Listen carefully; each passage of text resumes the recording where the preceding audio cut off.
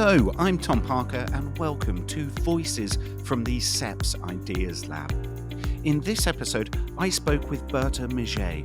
Berta is a researcher in the Global Governance, Regulation, Innovation and Digital Economy Unit at CEPS. During our interview, we discussed why there is a low citizen involvement in EU policy and how digital tools could help improve citizen engagement. I hope you enjoy the episode. So it's Berta Mizsei. Berta Mizsei. Mizsei. All right, I think I just about nailed that. It's perfect. Well, Berta, it's an absolute pleasure to have you here. Welcome. Thank you very much for having me. I want to discuss a big problem at the moment, which is that there's low citizen involvement in EU policymaking. Why? Okay. Firstly, EU policymaking is very complex. So citizens don't necessarily have the tools or the information to get involved with everything that is happening. Secondly, it is very high level. So there's not a lot of ways in which citizens can get involved in policymaking. Skeptics are going to tell me that there's the EU Citizens Initiative and there are various citizens panels, but these are very few and far between and they're not really streamlined. So they're more like small efforts rather than an actual concerted need for like this democratic innovation that we see in think tanks, that we see in civil society, and we see in different campaigns happening across the world. Is there also a certain apathy when it comes to citizens wanting to be involved with the process? Do you think if there was an opportunity for more involvement, everyone would take it? Or is there an apathetic element to the argument? I think there's definitely an apathetic element. You can also see that in voter turnout. Yeah. I also don't think everyone has to be involved. If you don't want to be involved, that's fine. But I do think there's appetite for citizens to be more involved if it were easier to be involved and if they felt like when they are involved, it actually made a difference. Well, okay, so now let's talk about making it easier. Yep. We're in a digital age. Yeah. I'm going to give you a leading question. Yeah. Digitalizing voter and citizen involvement must be the way forward, right? Must be the way forward. Okay, so yes. So also in my unit, we're involved in a lot of projects that do sort of digital scaling up or using digital tools for citizen engagement. The proponents of this sort of method say that this is the only way that you can scale up digital innovation and democracy to a point where really everyone can participate. And so it's easy and seamless and, really cool. That's kind of the tech bro-y answer to this. It can also give you, and honestly, it can also give you a lot of very cool analytics. It can streamline the process of summarizing information, which is what a lot of these digital tools are doing. On the other hand, not everyone has access to these sorts of technologies. Not everyone can use them. And also the setting up of these technologies is still in its infancy, and there's a lot of little islands of pilots out there that aren't connected yet. Okay, and are those the only stumbling blocks that are out there to sort of the ascension of digitalization in this format? No. Okay. There's a lot of others. I think the first one I want to mention is this trust issue that people have towards using digital tools and AI in their deliberations. So firstly, there's this mistrust of what is going to happen to my data, right? Data privacy. I don't know who's going to use this. I don't trust these tech companies. I don't want to engage in this if it means that I'm going to be exposed somehow. That's one thing. And then there's another thing, which is what we see when we're trying to do our pilots, which is people don't trust how these tools work. Yeah. So let's say you create a summary or maybe even like a very cool visualization of a 10-hour conversation or 2-day conversation that people have been having.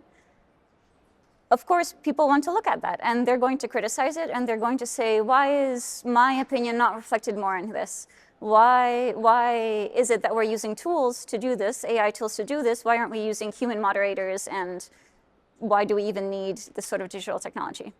And then the answer to that is the scalability, the fact that you can replicate the results.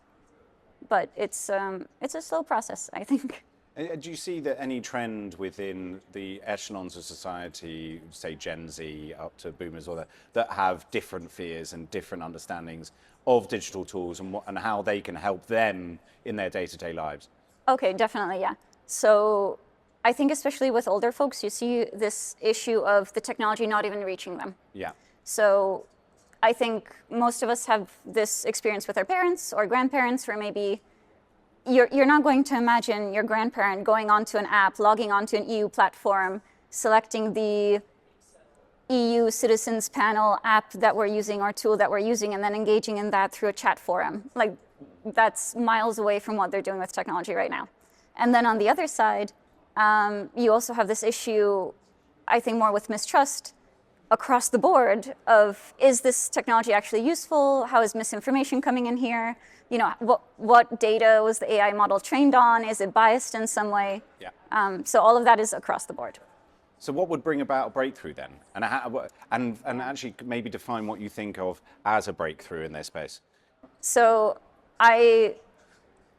as someone who's doing a lot of these pilots and involved in multiple projects, I see a lot of overlap, and I see a lot of double work and triple work and quadruple work happening, where we're doing the same steps for every single project, and you have to do the same steps for every single project, even though you could just simplify. And so I think somehow connecting these projects together, making it a little bit more streamlined, so maybe there's more code sharing, there's more sharing of the people that you have access to, and the network that you have access to, your citizen network, could be very useful. This is from a purely methodology perspective. I'm talking to the camera now because this is important. But I think from a kind of other breakthrough perspective, it's the trust bit, which is harder.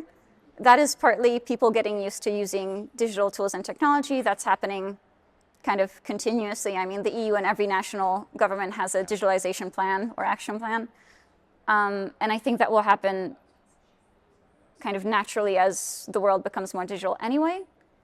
And then in some cases, it is true that you shouldn't trust these big tech giants. So there, I think it's up to the actual organizers to step back and be like, okay, do we actually want to use this? Or should we just stick to the more analog methods? So if there is a perfect world out there and a perfect future, and how not only are these tech tools built, but how they are integrated to allow for a better, more streamlined, more representative of a democratic society, how would it be for you? How would that work? This is going to be a very biased answer. My dream scenario is that I'm involved in a campaign called the Democratic Odyssey, which is a reoccurring citizens' assembly. It's kind of like a traveling circus. It goes from city to city in the EU, and it has these little citizens' assemblies with multiple hundred people in each time. Amazing. So there, and in between these in-person moments, it has digital, essentially continuous digital presence where people can talk on a platform. Yeah. And I think you could enhance this digital moment by having the in-person moment and then expanding the conversation through these digital tools so that everyone can come on board, everyone can give their opinion. These tools, work, they're compliant with GDPR, there's a lot of oversight and democracy in the loop about what the results are, so people feel comfortable sharing them and that they can comment and maybe even veto them. And then the focal point again is going to be the in-person assembly, because I personally believe that having these in-person moments is very exciting and very useful. So that would be my solution to this. And I should just mention that the Democratic Odyssey wants to become a permanent People's Assembly, so essentially a third, fourth, fifth, seventh, whatever institution of the EU. So to be a permanent structure of EU policymaking where citizens can always come in. So I have a very prepared answer for this, but it is what we're trying to do. Well, what an odyssey it is then, and what a challenge you've got, but a very, very admirable one. So I wish you all the best of luck for everything that you're doing in this space. And thank you for talking to me today. Thank you very much. It was a pleasure.